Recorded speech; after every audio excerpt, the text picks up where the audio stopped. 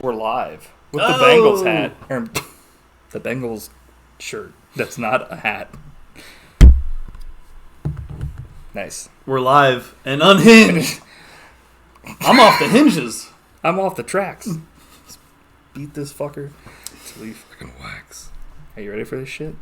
So we're going to talk about a movie. Yeah. It's called Unhinged.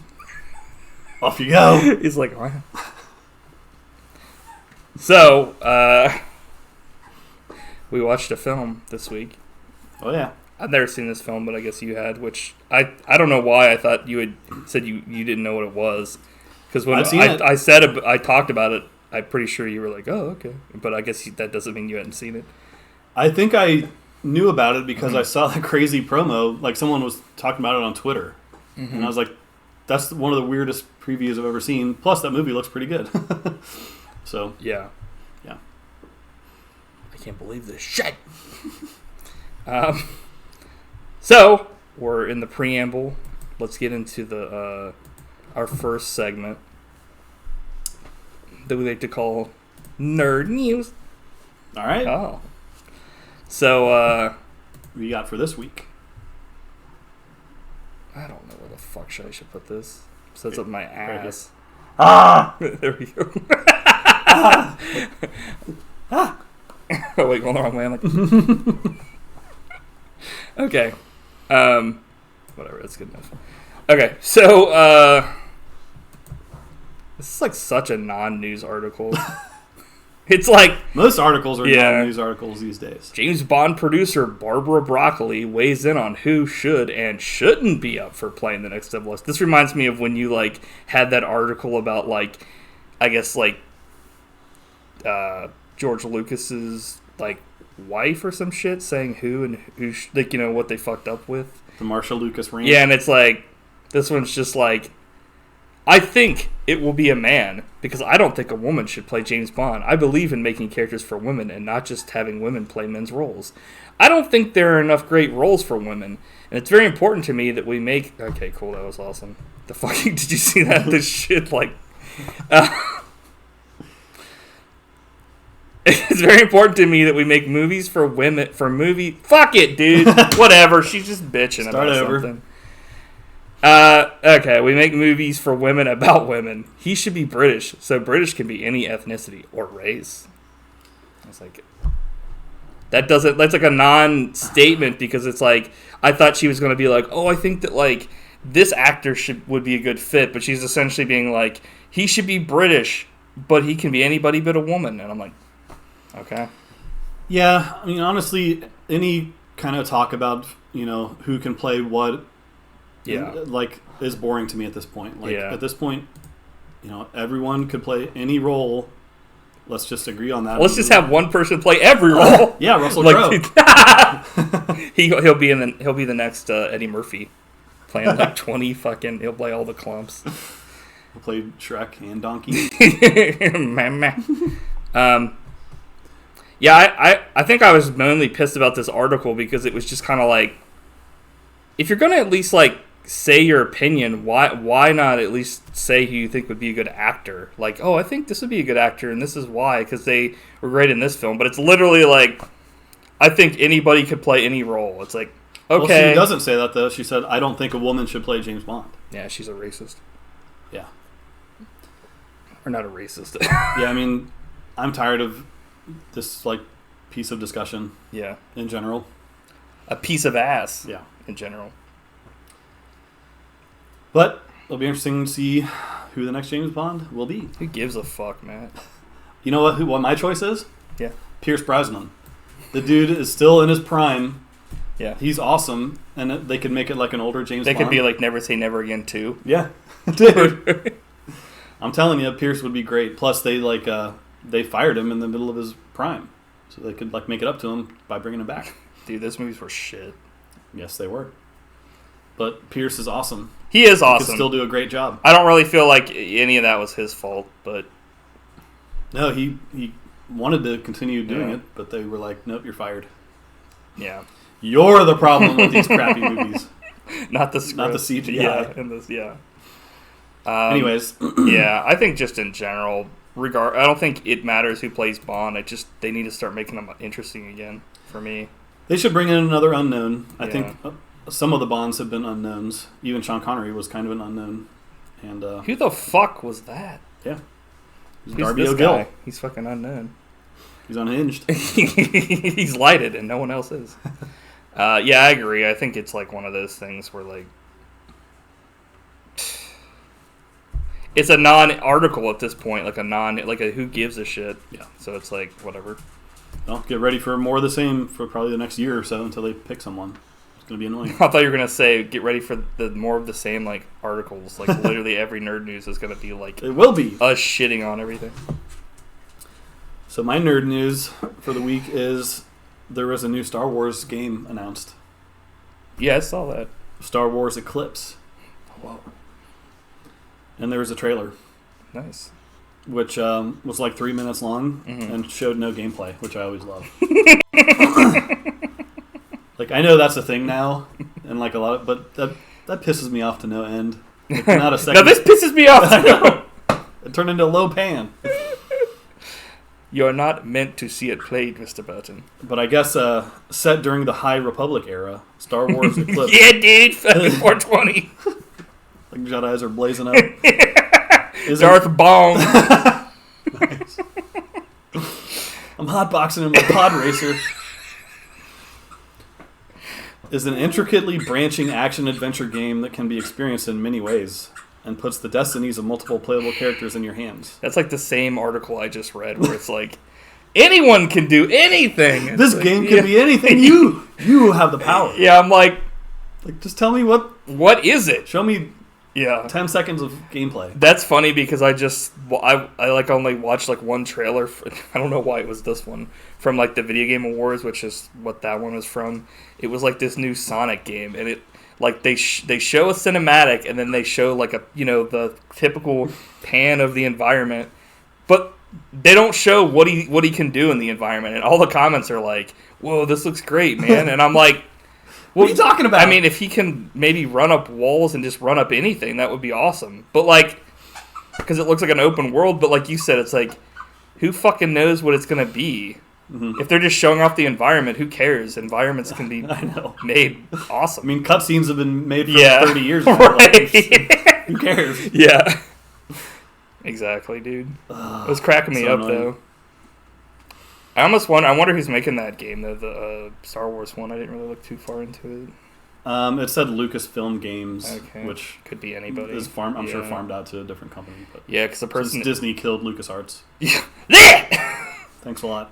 Yeah, seriously, those games sucked anyway, right? Oh, wait. No, they were awesome. Full Throttle was awesome. Yeah, exactly. I was actually thinking of that the other day. So good. About how, like, they don't... Mark Hamill as Adrian Ripburn. The last people that were making those games was, like, Telltale, and their studio got fucking narked as well, and it was like... Now it's just the studio making Leisure Suit Larry games. And nobody's buying those fucking things except for you. They're fucking, like... Ugh. It's just sad that it's come to like literally one studio is making it, and who knows where they're even making them from. Probably like in a fucking Al-Qaeda bunker somewhere. Yeah, I don't know. It just sucks because it's like one of those things where like I really hope that like they get more of the people that made like the Star Wars, the one with like Cal or what. Did you play that one? That was good. Like that game was actually I was like, this is like. That's why I'm not going to crap all over this new one, because the last one was pretty decent. Yeah. But that's the thing, is they have so many different studios making the games. Who knows who's making this? And if it's not that studio, I'm kind of like, we'll see how this goes, because there are more shit Star Wars games than there are good ones. But I guess you can say that about any franchise. Masters of the Terras Kasi. Dude, that fucking game. I remember everybody always shit on that game, but I thought it was pretty legit. It was fun. Because I remember you pulled it out, and I was just like, holy shit, dude. Like, what the fuck? There's like a pig guard, like, fucking. They had like, didn't they have characters made up just for that fucking I think thing they had too? one or two. Yeah. Who was in that? I mean, obviously it was like Luke and Han and everybody and Leia, but it was like, who else? I can't remember. Chewbacca, obviously, but. It was just... And they could use their guns, which was always funny in a fighting game when you introduce someone with a gun. Yeah. The lightsaber, and it's like, wait a minute. Was Darth Vader in that game? Yeah. He had to have been, yeah. But, C-3PO. This was in, like, I think, like, the time before the prequels, right? So it was, like, in that time frame before new Star Wars. Yeah. And, like, but, like, yeah. Star Wars never became, like, not popular until now. Until they made more Star Wars. And somehow it got less popular. Almost too much, if you ask me. I agree. So, let's go to our next segment here, sir. Are you talking about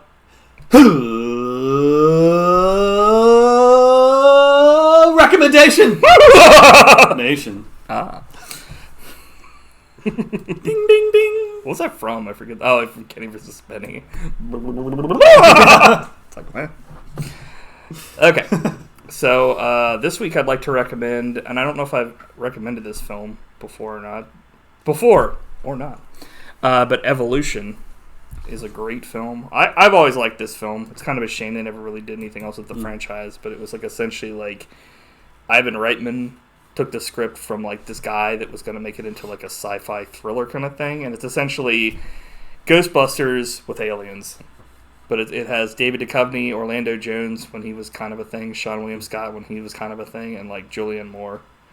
So, and Ted Levine. Nice. Yeah, get that in there. Leviniacs. Yeah. The plot of the film follows college professor Ira Kane and geologist Harry Block, who investigate a meteorite crash in Arizona. They discovered the meteorite harbors extraterrestrial life forms, which are evolving very quickly into a large, diverse, and outlandish creatures. I always liked it because it was very, like, I don't know. Did we see that in theaters when it came out? I can't remember. We might have. I think I've only seen it once when it first came out. I remember the whole reason why I'm pretty sure that, like, that one dude was, like, popular, Orlando Jones, is because he did those 7-Up Your commercials back in the day. Not that he wasn't a good actor, but it's like, yeah. That's like, where I knew him from. Orlando Jones and Sean William Scott, it's like they rose to, like, superstardom and then turned into fucking pumpkins. Just a shame, because I actually think Sean William Scott's a pretty charismatic guy. But he kind of went the reverse route of Ryan Reynolds. Ryan Reynolds kind of was in that path, and then he got big, and now he's like a serious actor and can do whatever he wants. He's like The Rock. Whereas like Sean William Scott started as that, and then, yeah, it's a shame. We'll always have Stifler. We will. And because of Stifler, we'll always be stiff for American Pie. And wasn't he in Jane Silent Bob Strike Back? I feel like everyone was in Jane Silent Bob. He might have been, yeah. I don't know. I can't really remember, honestly, but I think you're right. Trav says, love the sweatshirt, Matt. Thumbs up to the Cincinnati Bengals for Matt. Who they think's going to beat them Bengals? Off. So what do you have to recommend this week? So mine is, it's a mixed recommendation, Nation. But it's just came out, just released on Blu-ray. Dracula, Dead and Loving It. Oh, dude. By Mel Brooks. I just bought that shit. So. this was like when was this because I like sent you the thing? I was like, look what's coming out on Blu-ray. Yeah. I'm like, hell yeah, Leslie Nielsen. Yeah. And it's just not very good. Yeah, it's not Mel Brooks. I was hoping it would. Yeah. Because I hadn't seen it since it first came out. I was hoping it would be like, oh, this is great. It's just. I remembered it being like really not the greatest. Like I liked it because it was Mel Brooks, and I liked it because it was Leslie Nielsen. Yep. But that's it. Like it wasn't like this is blazing. Like it's not even like worthy of being in the same conversation. It's really not. Works. The laughs are like come very few and far between. Yeah. It's just pretty bad. But I'm looking forward to the commentary. I haven't watched it yet, but I'm sure it's going to be great because it has Mel Brooks. Yeah. So.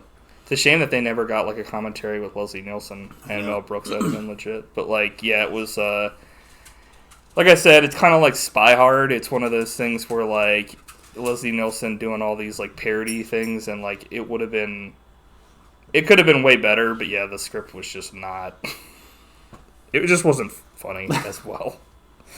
But I'm sure I'll watch it at some point because it's entertaining. I mean, it's worth watching if you're a Leslie Nielsen Mel Brooks fan. That's pretty much the only reason to watch it is because really like I was such a Leslie Nielsen fan growing up, and like he did all these spoofs and stuff, and I was just like, dude, you know, this is legit. That's the thing that sucks now is as bad as that movie could be, like they don't make actual comedies like that anymore. Like everything's like a joke, and then like those are like legit like.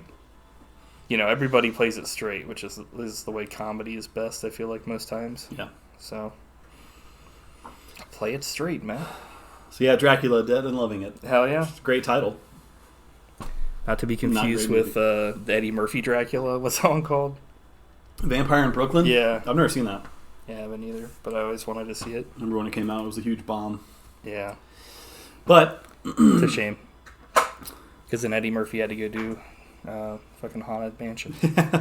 And feed his kids with that Pluto Nash money. So, I guess let's move on to our next segment here called Weird Watches. Weird Watches! This is going to be where the real unhingedness starts for this podcast. Speaking of bombs. Yeah. Yikes. So, this week I picked Wheel of Time, and I think at this point we've just been randomly picking these because the first week was, what was it again? Oh, Manimal. Manimal. But I think it adds to the podcast because we're able to talk about, like, things that, like, you know what I mean? Like, we would never watch Manimal or Wheel of Time. Yeah. And there's a reason for that. Let me go ahead and I guess I'll go over, like, what this even is. Like, I'm sure not everybody's heard of the Wheel of Time, but it's like an American. What? It's an American. It's a fantasy television series, like, based on the Robert Jordan novels of the same name, and it follows Moraine, a member of the Aes Sedai, a powerful organization of women who can use magic. She takes a group of 4 young people on a journey around the world, believing one of them might be the reincarnation of the dragon, a powerful individual prophesied to either save the world or destroy it. So that's, like, the setup for this. We watched just, like, the first episode, obviously, because that's, like, this whole thing is, like, we watched the first episode and decide whether or not to continue, and I think we both, with no shock, we're not going to watch this ever again. No, I mean, I was pretty shocked by how awful it was. Like, It was. I can't think of any other show that's, like, less inspiring. Well, it was also, like, I was kind of surprised that, like, so much money seemed to have actually been put into this with so little giving a fuck by everything in it. It's so bland and generic and, like, exactly low energy and boring, and it's like. The first episode of a show is supposed to, like, get you fired up. Yeah, to, it's, like, want it's supposed to hook you. Like, holy shit, this is interesting. And this is just an hour. I feel like it's so far. This has been like we found 2 that have been like, why? This was a shame. This was in fact a show of shit. Like, you want to get fired up? Check out this clip from the show. And the 2 rivers. Audio it. And the house I built. What is he talking like? Come on, spit it out. The wife I have. Why is he mumbling like I'm about to fall asleep? And my kids running through these woods just like that. I honestly don't even remember this, but I remember you sent this to me. I couldn't believe how slow it was. Like, come on. Yeah, that was the clip you sent me. Because, like, it was the guy who was like, come on. One of the main characters who was like a less charismatic Hayden Christensen, like giving a monologue. And I'm like, next. That was like every 5 seconds. I was like, ugh. The writing was horrible. I mean, it was just terrible. Why did everybody like? I feel like. Could you name a single character from the show? No, dude. I had to look up all this shit online. So there's nothing to it.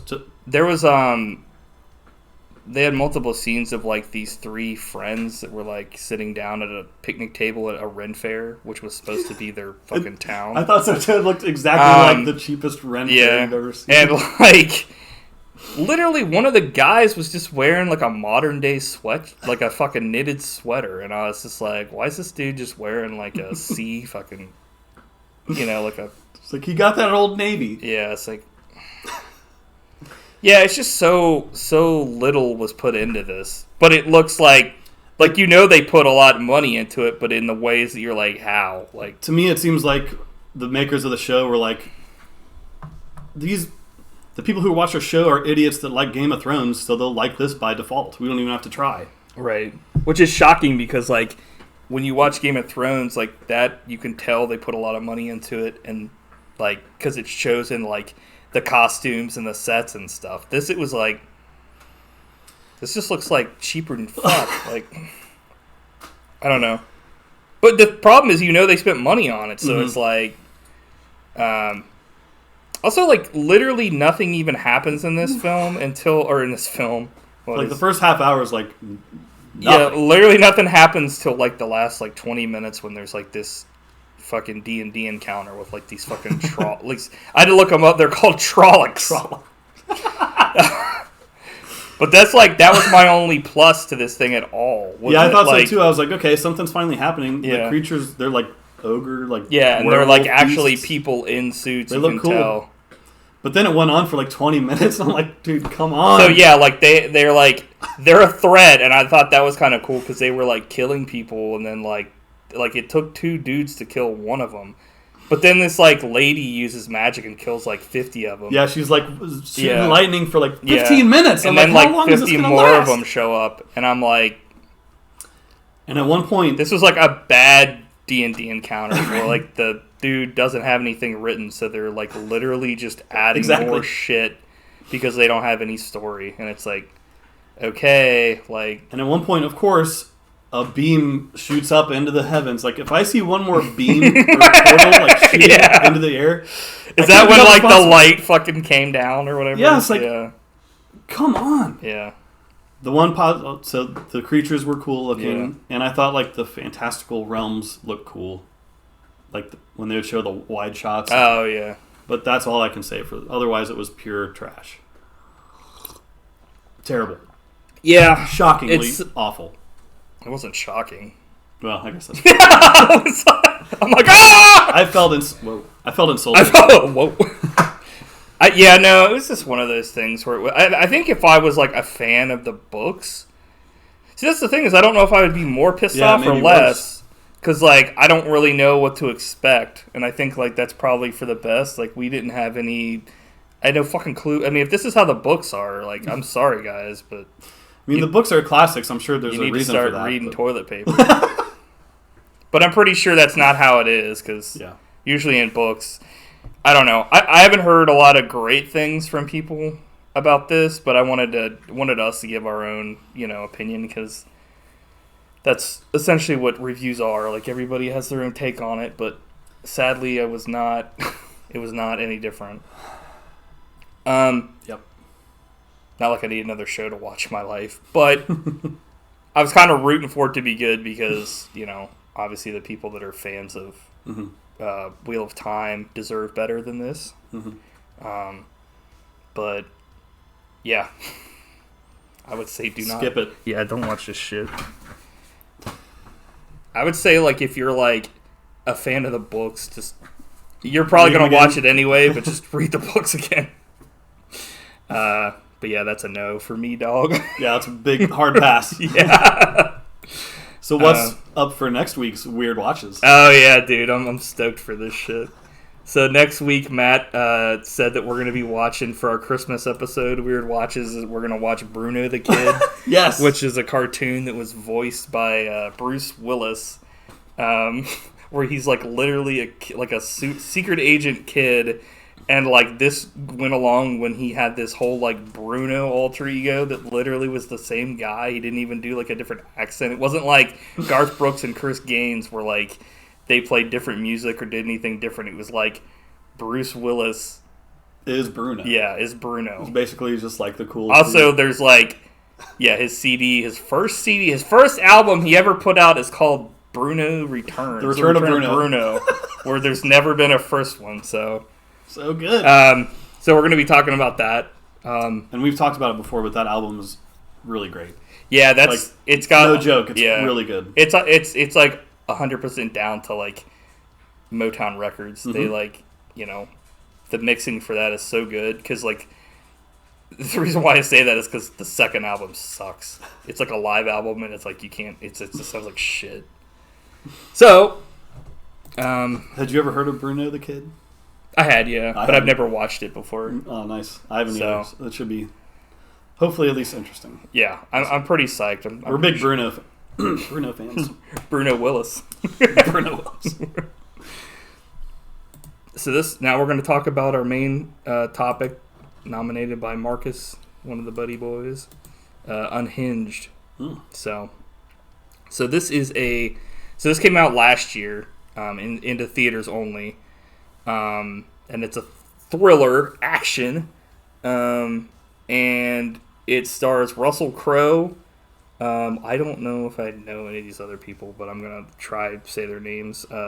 Caren Pistorius, Gabriel Bateman, Jimmi Simpson, and Austin P. McKenzie. So, yeah. Tells the story of a young woman who is terrorized by a seemingly mentally ill stranger following a road rage incident.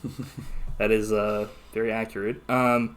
So, yeah, like, this movie was released into theaters in Germany. It was released in Germany in 2020 and then the United States in August 2020. And it was, like, the first wide theatrical release in several months due to COVID-19, and I'm assuming that's why, like, I don't know, it didn't... I don't know, maybe it did do okay, but it said it grossed $44 million worldwide. I don't know. It's pretty good for the pandemic, I would think. Yeah. It's also, like, I don't think they probably put much... Well, I don't know. I mean, there are certain things in this movie that probably cost money, but, like, a lot of it's, like, literally just driving around, so... Yeah. Probably Russell Crowe's salary cost more than anything. Yeah, true. But apparently it said it received mixed reviews from critics who praised Crowe's performance but felt the film did not take full advantage of its premise. So, I don't know if I could really disagree with too much of that, because, like, Russell Crowe was the fucking greatest thing ever. And everybody else was just kind of like...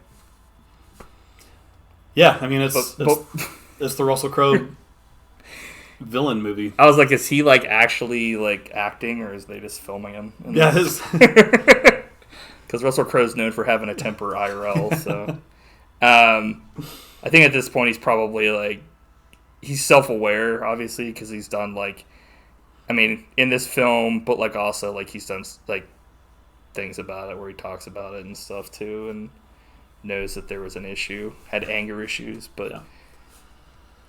You don't see it too often when, like, huge mainstream actors, like, go hard villain roles. Mm-hmm. So I always enjoy when that happens. Yeah. Like, he's not messing around in this movie. I've always wanted to see, like, a fucking movie where Jackie Chan goes straight villain. Yeah. But he's like Mr. Nice Guy. Yeah. For real. But it would be... I agree. I like that, too, because it's always nice to see... Because I feel like it's harder to play, like, a good guy unless you're, like, super charismatic, whereas, like, it's really fun to play a bad guy because you can just... Not like it's easy, but it's, like... I feel like it's probably more fun to play a bad guy. You remember when that Robin Hood movie he was in a few years ago? Mm-hmm. Originally, the idea was he was going to play Robin Hood and the Sheriff of Nottingham. Dude. Which would have been so good. Like, what was the theory behind that, though? Like, why did they... That's kind of weird. Just for fun. What I mean, why did they decide not to do that, I wonder? I don't know, because I thought it was a great idea. But kind of makes, like, no sense, but it would have been funny. That is something that I think that they've never explored that would be kind of interesting in a Robin Hood movie if they had, like, kind of like twins, and, like, one of them was Robin Hood and one was, like, the Sheriff of Nottingham, because then it would add that layer of, like, they don't want to kill each other because they're brothers, but...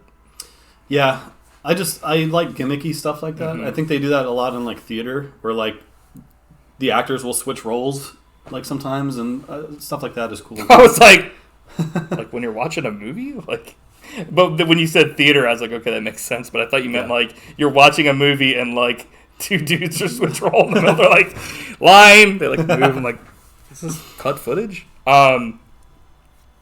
I honestly think that, like, he could be the next big thing in horror if he ever decided to go that route, because he was so like the next damn Freddy threatening Krueger? And scary. Yeah. Well, the next, like, they could create a character for him to play that would... I agree, man. In this movie, I thought he was so menacing, and, like, it was really effective. Like, it was awesome. Plus, he's huge. Like, he's grown to, like, a bear of a man. Yeah. Like, he's a beast. Yeah. Like, he's bigger than ever in this movie. And, like, dude, he, like, dominates everyone else. Yeah. Yeah, he's just one of those big boys. And he's got, like, he's got that beard, too, so it doesn't help the fact. Like, I mean, if he was clean-shaven, it probably wouldn't have worked as well, but it still would have been, like, So yeah, I guess we can say we're both big fans of Russell Crowe in this movie. Mm-hmm. There's some good action in it, mm-hmm. but I think, like you said, the rest of it's not the most inspiring. Like, it's just... Yeah, it reminds me of like a Lionsgate film or something that was essentially like released straight to DVD, because it, like, a lot of it is like... And I'm not like trying to crap on the actors, it's just they don't have a lot to do. It's like the mom that's being harassed is like... She becomes unnaturally an asshole, like, after honking at this person, and he, like, confronts her, and he's just like, I'm sorry, and then she's like... It's like not really set up. It's not shown that she's like ever has anger issues, but she flies off the handle at this guy, and it's like, why? Mm-hmm. She wasn't angry before that, and she wasn't really angry after that. It was just kind of like unprovoked. Yep, I thought so too. It's like she went a few steps too far for like no reason. Yeah, she was like, fuck you, and he's just like, okay, why? So I have a question for you. Mm-hmm. Have you ever been involved or witnessed road rage incidents, either as a rager or ragey? I mean, I'm sure I've like been a part of like, you know, road rage when you're like behind somebody and you're like, I wish this guy would go faster and stuff, but like, you know, the whole thing where like I would get out of my car or anything like that, like, nah, like. Not that I'm trying to think if I've ever witnessed anything like that, but usually, like, if something like that's happening, you're driving away or you know, like, yeah, I'm pretty ordinary. I've never, thank God, you know. Mm-hmm. I think a lot of people like too, like, as much as they play it up in the movie, like, it definitely happens a lot, but I think a lot of people are. People aren't really into real life confrontation. They're fine with being like into it, like in their car when they're isolated and be like, fuck you, you know, but like if somebody were to come up to your car, you'd be like, shit, you know. There are those people, of course, like Russell Crowe in this film that would get out of their car with a gun or like a weapon and stuff that are like, you know, they're unhinged. But, you know, I've never, you know, have you really? Yeah. You're like, yeah. I am a killer. I'm like, Jesus. Well, I've seen a couple recently, like within the past couple years. You and your neighbors getting to fucking knock down brawls. It's like Donnybrook. Yeah. I saw two cars like fighting on the road. Like they were like, how are the fucking cars fighting? Like what? I mean, they're like. The drivers were fighting with their cars, like they were swerving at they each were other. Like the Hulk. No, I know what you mean. Like, I'm like, it's out of here. Oh man. Yeah, that's fucked up. Dude. And I just like that you could tell they were trying to like run each other off the road. It was like a 2-lane road, and they were in front of me, and I just kind of like slowed down and you were like.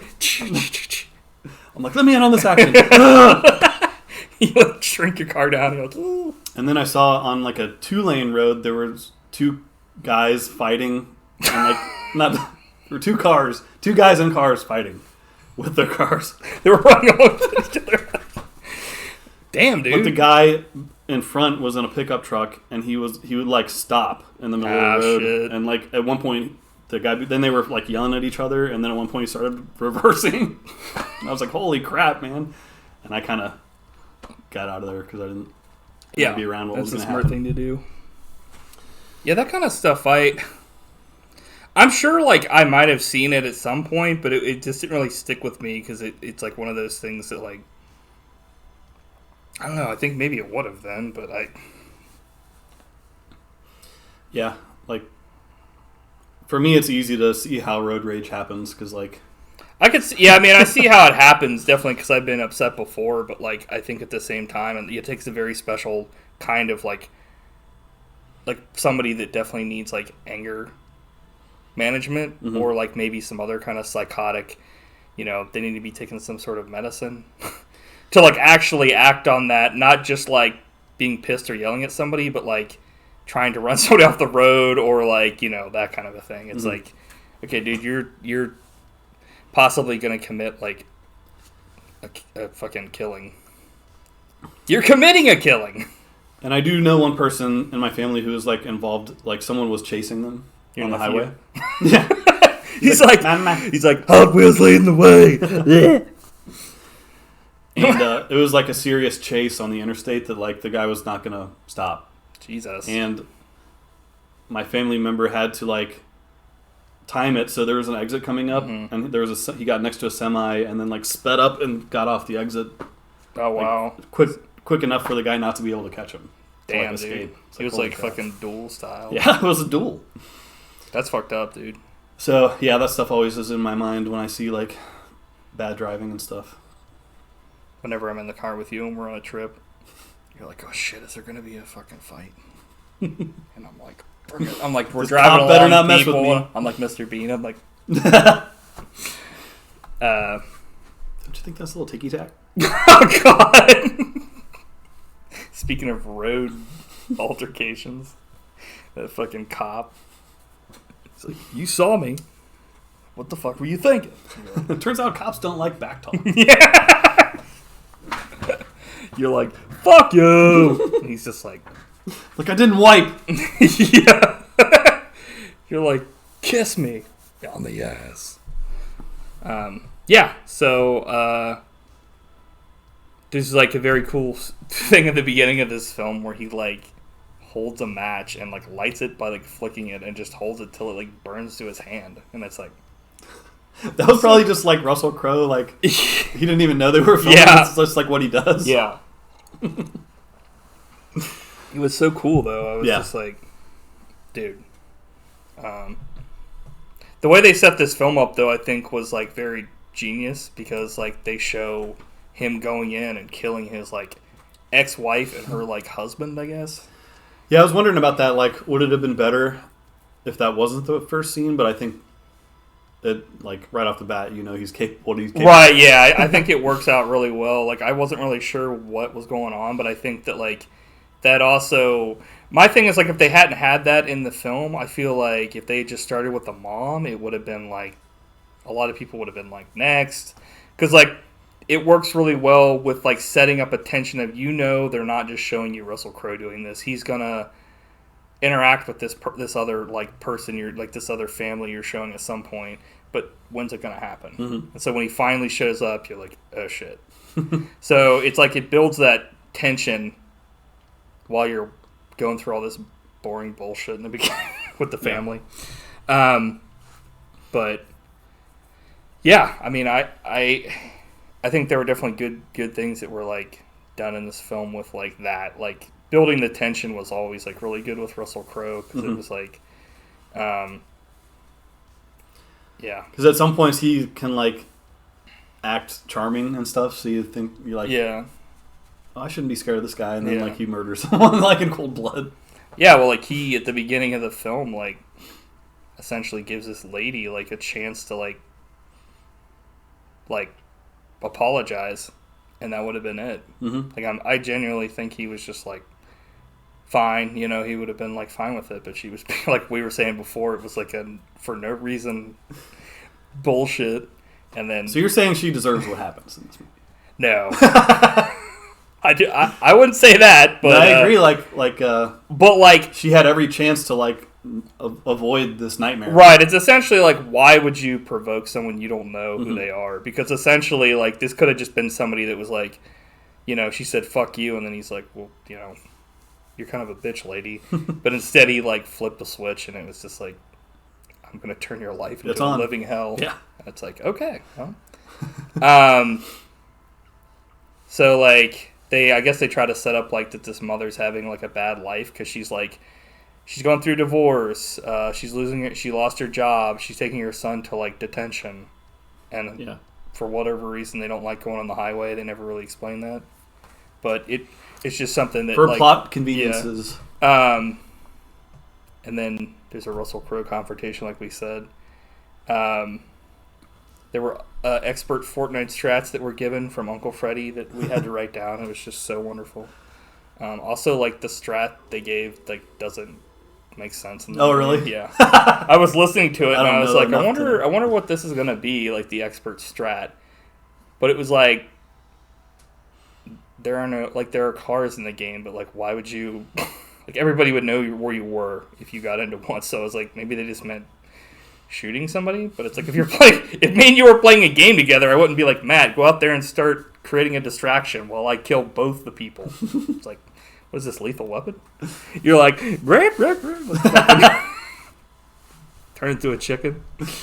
I'm like, your baby's having my baby. Oh, baby.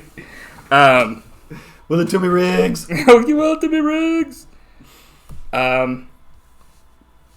Yeah, I don't know. There was like I said, I didn't write a lot of notes on this film. I mean, it's a very simple premise. Is like he basically stalks her, but also like does everything he can to like fuck with her. Yeah, because he could have killed her.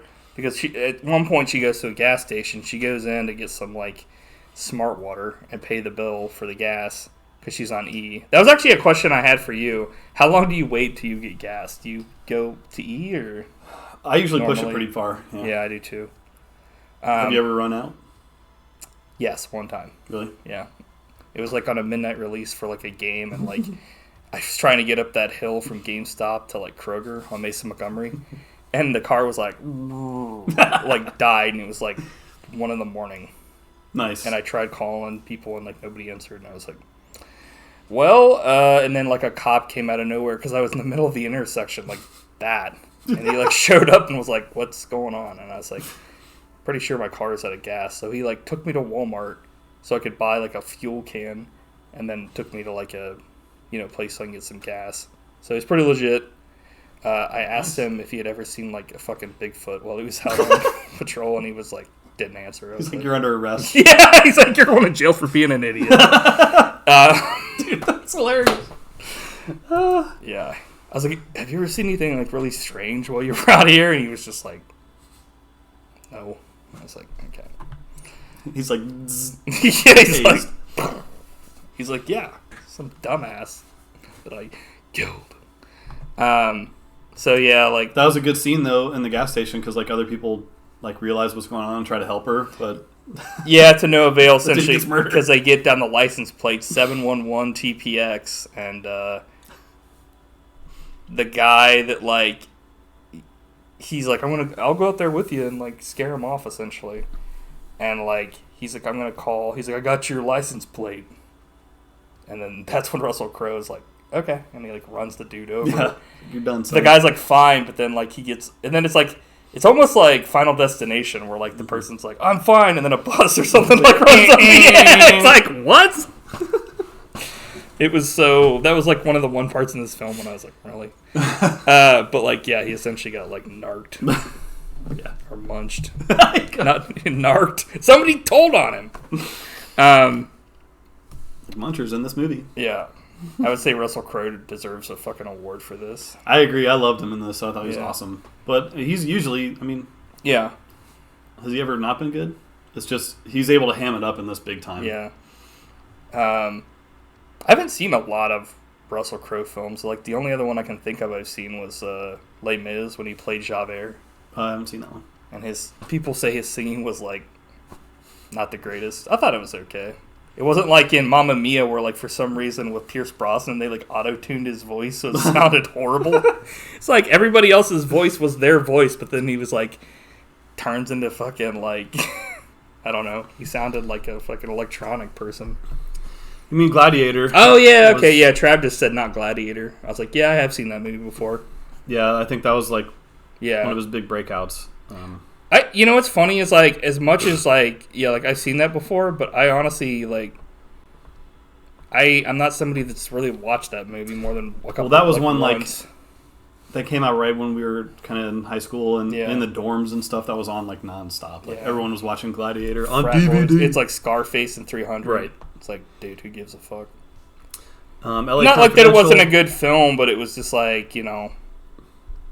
A Beautiful Mind, I think he won the Oscar for that, too. Oh, yeah. Master and Commander was good. Cinderella Man. Who is that Cinderella Man? What's that, a boxing film or something? That makes American sense. Gangster. Tenderness. Robin Hood. Robin B. Hood. Les Mis. Oh, yeah. Man of Steel, he was Jor-El. I forgot about that. Oh, yeah. Oh, Noah. Noah's a pretty... Probably because that movie was so fucking scary. It sucks. Like, why is Superman killing people? The Nice Guys. You been a nice guy. The Mummy? Henry Jekyll. Oh, yeah. I forgot about Jekyll, that. Dr. Jekyll. That actually scene, that's the only thing I've seen from that film, is he fights Tom Cruise, and he's like... He's Jekyll, and he has this lockdown room where, like, when he knows he's going to turn into Jekyll, he locks himself down from, like, everyone else in the world.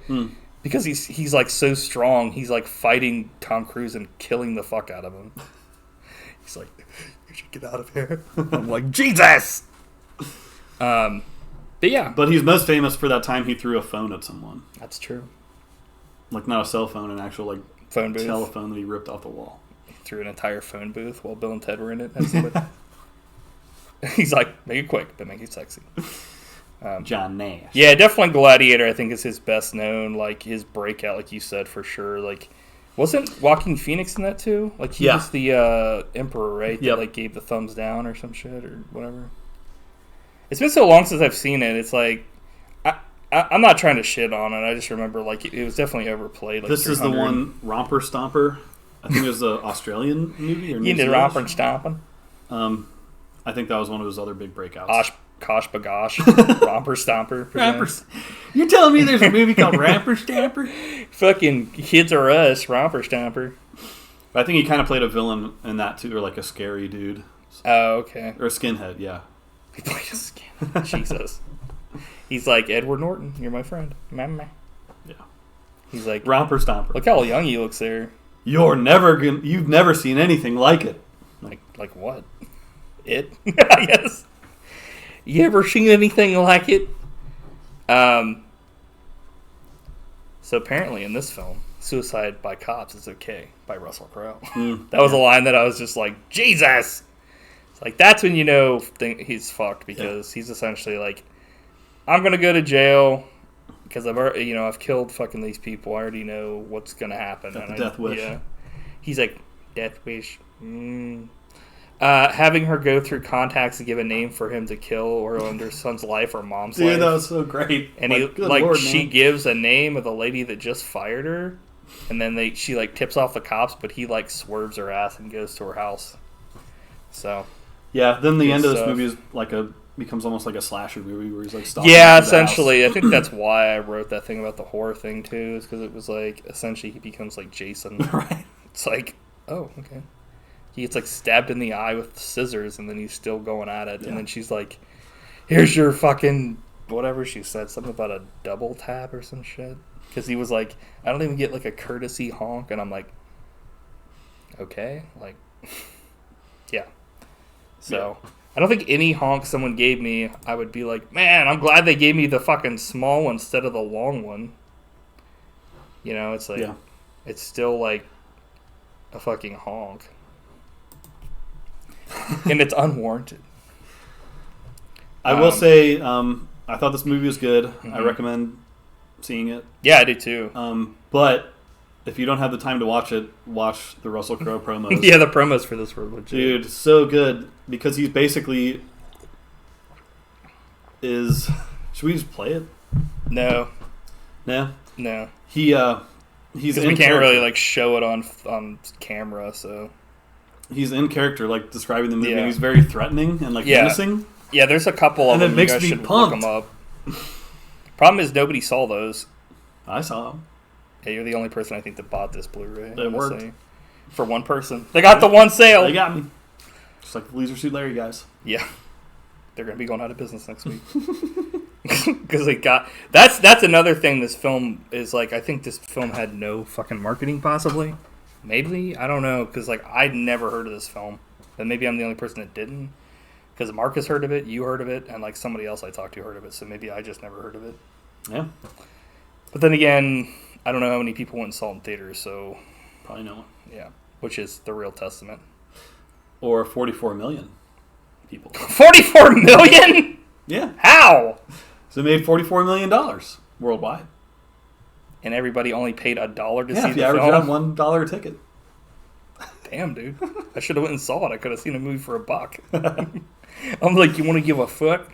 See a movie for $1. Yeah, this movie was like really legit. I liked it. I'm glad that like there were some good like real stunts and stuff too. Yeah, it was not all CGI. When they killed the fuck out of that cop, dude, that was crazy. That was the one moment where I was like, okay, this is kind of bullshit, but that was like a straight up Terminator fucking shot where like there's this cop and they finally get a hold of him and they're like, we need your help. He's like a highway patrolman or whatever, and he's just like going to call the thing, and like. It's not even Russell Crowe. It's like, I guess because of him, this accident happens. But, like, the cop's just like, I don't even know how this happens. He gets munched. But, like, a fucking truck. Like the biggest truck in the history of mankind. It's like Sweet Tooth from Twisted Metal fucking runs him over. And it's like, what? How? Like, it's somehow, it's like a monster truck, but it's a regular car. So it, like, goes over a car that's this big, and it's like it just makes the rest of the car not exist. And it like disappears. It instantly like gets crushed to the maximum amount that like gravity will allow on any fucking planet in the universe. Like the car was like, like if Godzilla had stepped on it, it's like compressed instantly. I was like, huh? I mean, it was a cool scene, but it was also kind of like, what? It's a little over the top. Yeah, it was like a convenient way for them to get rid of like the help they needed at the time. But there was actually, I mean, there's really nothing I can say that really like, there was none of that bullshit where I was like, why don't they just like call somebody or why don't they do this? Because like throughout the film, like there are parts where like, you know, he takes her phone and like he gives her a phone that he only like she can call people, but like whenever he calls like the cops, they like end up something happens, or like, you know, it's not just straight up like they don't ever call the cops. And it's not like Duel where like it was in the 70s when there was no like if literally if you were on a road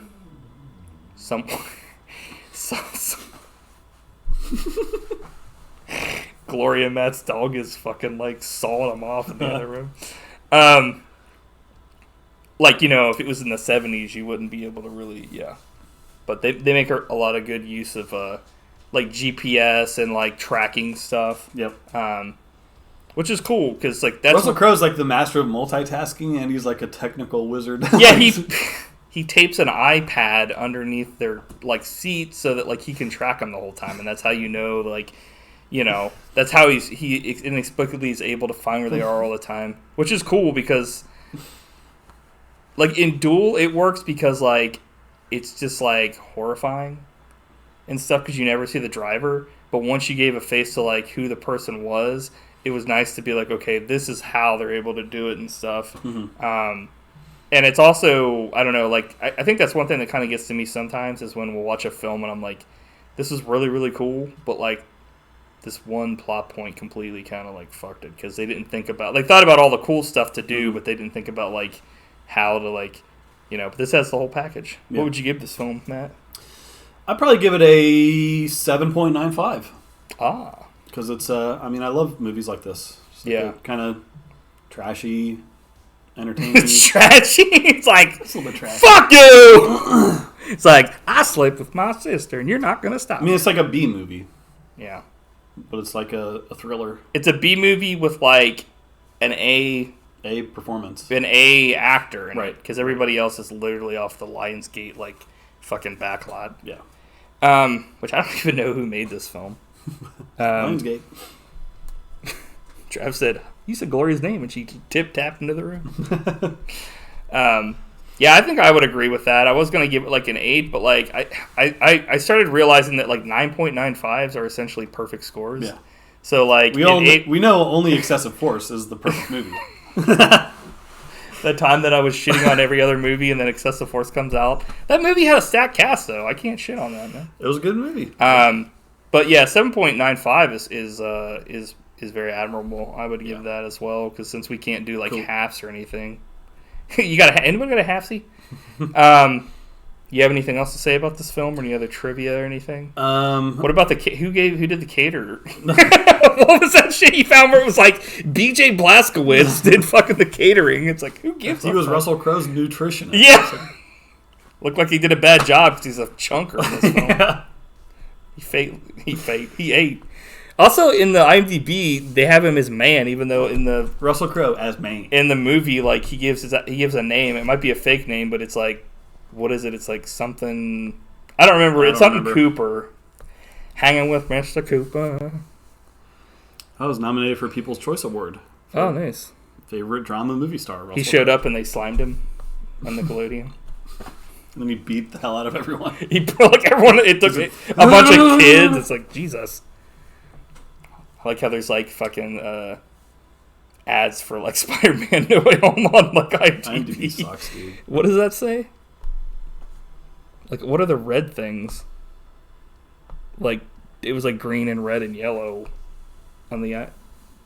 Never mind. I guess they went away. It's the Parents Guide. Sex and nudity, none. Violence and gore, severe. There's no gore, but there is. Well, there actually kind of. Alcohol, drugs, and smoking, mild. Frightening and intense scenes, severe. I'm like, stop it, Russell Crowe. You're frightening. I'm like, God, I love that, Russell Crowe. You're awesome. Stop it. You're frightening. Also, language moderate. I'd say more than moderate. Well, actually, maybe not. The only time that the only time that someone cusses is when he flips the switch.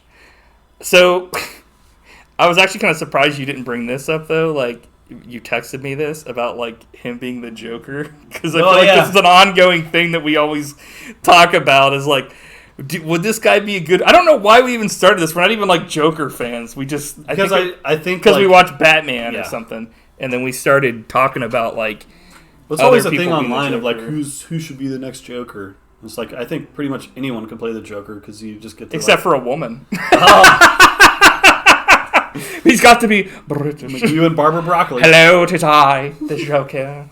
I am British. But at the end of that promo, he laughs and is like very sinister. And it was like, dude, he turns into the Joker. It's like, he also like turns it on too, where it's just like, ugh. She's like sleeping while she's awake. What the fuck? I think she's whining for attention. She's gonna whine.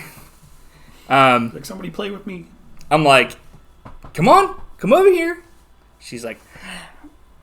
Wubba. So I like this film. Cool. I'm glad it was fun to watch and fun. Like I'm glad because I nominated. Because I made it. I made this, mama. So so we're doing Bruno the Kid next week, like you said, for a Christmas special. What other films are we doing, Matt? I'm glad you had it there because I forgot the title of it. But An American Christmas Story.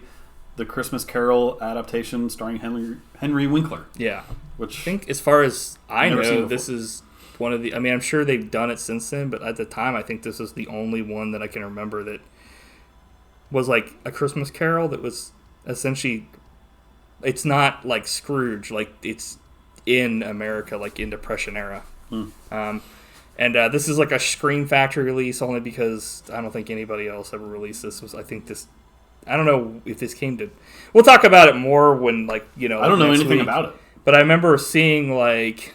The reason I saw this is because that, like, Hats Off YouTube channel that did, like, all those things I sent to you, like, Laurel and Hardy and stuff, and he was talking about, like, 3 Christmas, like, specials that are not known, like Rich Little plays every character in a Christmas story, in a Christmas Carol or whatever.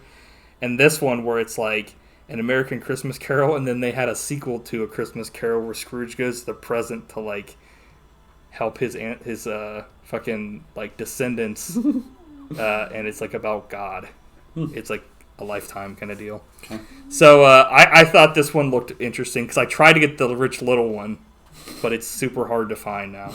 I wanted to get that one because it looks so ridiculous because he plays like fucking Scrooge's Tiny fucking Tim? W.C. Fields. And, like, the nephew is, like, Johnny Carson. It's, like, Lauren Hardy come to the door to get, like, to beg for money. And it's, like, huh? Seriously? Yeah. Wow. It's that. Like, Columbo is one of the fucking ghosts. It's like he plays all these characters. And it's like, what the fuck, dude? Not Peter Falk, Columbo as the ghost. No, yeah, it's Columbo. Really? Yeah. Dude. Like, Rich Little plays in Columbo. Yeah, that's why I want to watch it, because it sounds so stupid. The one dude doing all these impressions, not all of them are going to be good at all. That's why I want to watch it. And then, We've got the main. For me, this is going to be the main event. Yeah. This is what like the whole year for me has been kind of like building up to the crescendo. Ernest Saves Christmas. I think this is. I don't know. This is in the whole like the holy four of Ernest movies because it's like back when they had. They're holy. They deserve to be put in church. They're like back when like they had that Disney fuck money. They had the Ernest Goes to Jail, Ernest Saves Christmas, the one we already watched, Ernest Scared Stupid, and then the first one, Ernest Goes to Camp. Slam Dunk Ernest. Yeah. No. With Dr. Love snacking on the food because she's high as fuck. See our previous episode. Yeah. Our two previous episodes with Ernest Scared Stupid and Slam Dunk Ernest. God. We're eventually going to do all these, and I'm afraid it's just going to get to a point where I'm just like, what have I done? We're already to that point. Yeah, true. We're watching Bruno the Kid. Okay, so Ernest Saves Christmas. That movie, I remember that movie being really good. So I haven't seen it since theaters. Oh, really? Like 30 Holy years ago. Shit. Yeah, we wore the VHS out on that. We beat its ass. You're like, I'm like, you want the leather choice, y'all. So we'll be watching that. I honestly like it's weird because I don't think there's a Blu-ray version of that. I don't think there is. Which is messed up because there's a Blu-ray version of like Ernest Scared Stupid, but not that. Yeah. So I might have a DVD at home. If not, I know it's on the Disney Plus app, which is weird because not all the Ernest ones are. Oh, really? They might have just added a bunch of them, honestly, because I think at least the Disney ones, I'm pretty sure they have a hand in being like, hey, can we get these on here? I would love if they got all the Ernest stuff on the Disney Plus app, and like cleaned them up and stuff, because Slam Dunk Ernest was like, all those films were filmed in like 16:9, but they're like released in 4:3, and I'm like, really? Yeah. Then again, that movie kind of... Slam Dunk Ernest looked like it was shot on VHS. It was shot on VHS and released on 8-track, an audio format. Yeah. So, yeah. And I'm sure we'll have other surprises that we come up with. We'll see. Tune in to get your yearly Christmas present from the Buddy Shotz. Yep. So, do you have anything else to say about this episode, Matt? Nope. Nailed it. I think so. And at a svelte 1 hour and 8 minutes. Perfect length. So, well, bye.